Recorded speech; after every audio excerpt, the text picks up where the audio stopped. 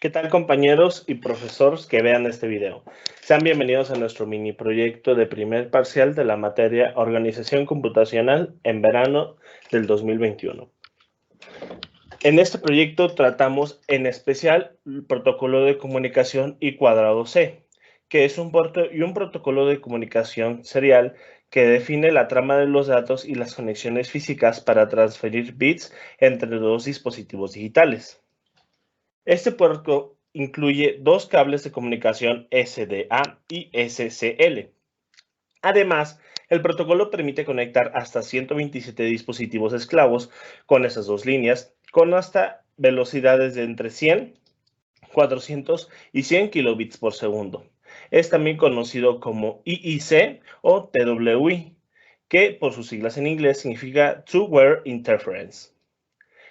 El protocolo I²C es uno de los más utilizados para comunicarse con sensores digitales, ya que a diferencia del puerto serial, su arquitectura permite tener una confirmación de los datos recibidos dentro de la misma trama.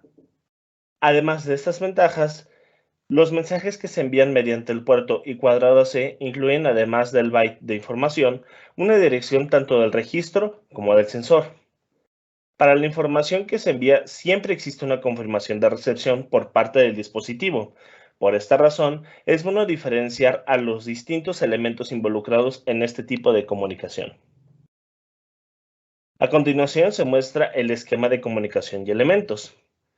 Siempre que hablamos de una comunicación oral, se entiende que es entre una o dos o más personas. Como consecuencia, podemos también indicar que en una comunicación digital existen distintos dispositivos o elementos, o en el caso del I²C, se diferencian dos elementos básicos, un maestro y un esclavo.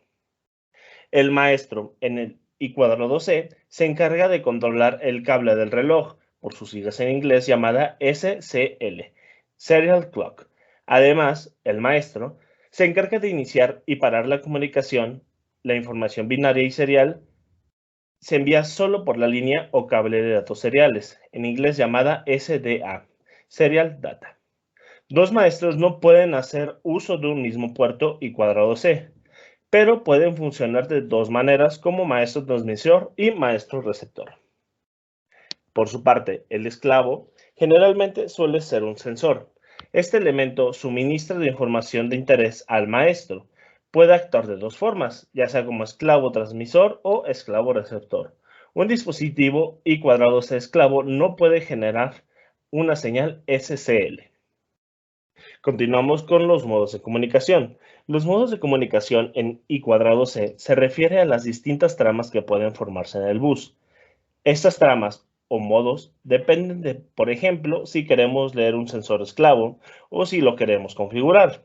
Además, existen principalmente dos métodos de comunicación, que sería el maestro transmisor y esclavo receptor. Este modo se usa cuando se desea configurar un registro del esclavo I²C. La siguiente configuración sería maestro receptor y esclavo transmisor, que se usa cuando queremos leer información del sensor I²C. A continuación, vemos el armado del mini proyecto, el cual consta de la placa Arduino, la cual se va a comunicar mediante el siguiente circuito integrado a la memoria EPROM.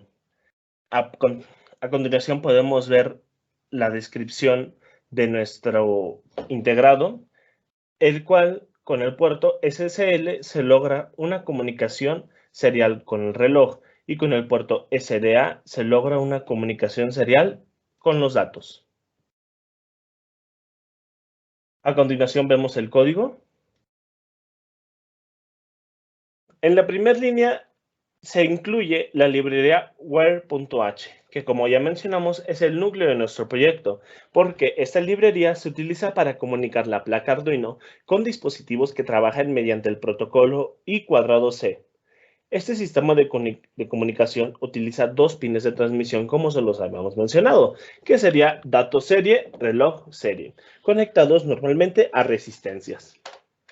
En la segunda línea podemos ver la dirección de guardado en hexadecimal. A continuación, en la siguiente función podemos ver la función de escritura, que va a apartar el espacio de memoria para el arreglo. Después, en la función de escritura siguiente, podemos ver cómo dicho arreglo se va llenando, bit a bit. En la siguiente función, podemos ver una función de lectura, la cual se va a encargar de separar el espacio de memoria necesario para poder utilizar en la siguiente función dicho espacio reservado para leer bit a bit la frase. Recordemos, son dos funciones para lectura y dos funciones para la escritura. A continuación, tenemos la función setup, en la cual se va a llenar en una variable la frase que se va a imprimir, pero primero la vamos a mandar a la memoria bit a bit. Una vez que se encuentra en la memoria, en la función loop, podemos ver cómo se va a leer el primer byte de la memoria siempre y cuando el primer carácter sea distinto a 0. Conforme se va leyendo bit a bit, se va a ir imprimiendo en de la memoria EEPROM a la pantalla, con un retraso de 1000 milisegundos. A continuación, podemos ver el funcionamiento en conjunto del código y la arquitectura armada para el proyecto. Podemos ver que efectivamente se está cumpliendo con las condiciones solicitadas, ya que la frase pasa del Arduino a la memoria y de la memoria rescatada nuevamente hacia el Arduino para después mostrarse en pantalla.